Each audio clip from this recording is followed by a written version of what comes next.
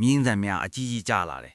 တာတီကမမျော်လင့်ခဲ့တဲ့အရာဖြင့်မြင်းတွေစူးစီးလာတယ်တရေတွေရဲ့ခေါင်းမရှိတဲ့မြင်းစည်းတရေကြီးတွေရဲ့တော်ကြီးတန်တရားဖြစ်စေပါတယ်မဖဲဝါတီဟာကိုဘယ်လိုရှင်းမလဲတာတီကမေးလိုက်တယ်မဖဲဝါကြီးမေလုံးကဂယုသဆိုင်ပေးနေတယ်လို့ကြည်နေတယ်အပေါ်မှာအကောင်းဆုံးပုံရိပ်ကရှိနေပါတယ်အဲ့ဒီမြင်းစည်းတရေကြီးတွေဟာစစ်တပ်ရဲ့ဝိညာဉ်တွေဖြစ်နေတယ်မဖဲဝါပြောစင်တွင်သူ့အတန်အနှဲငယ်ကြားလုံးလောနေပါသေးတယ်အရာရှိတွေကြောင်ရွက်တာမှာကြံခဲ့လို့သူတို့ရဲ့ဝိညာဉ်အတိုင်းမြင်းစည်းတရေတွေလာခဲ့တာဒါတွေရင်းခုန်တယ်သူ့အတွင်များစွာသောအဖြစ်အပျက်တွေပေါ်လာပါတယ်ဒါဆိုသူတို့ရဲ့စစ်တပ်မှာသေခြင်းများဖြစ်နေတဲ့အပေါ်လိုက်ပါလားဟုတ်တယ်မဖဲဝါကအတိတ်မှာအမှန်ကိုဖြုတ်ကပြောပါတယ်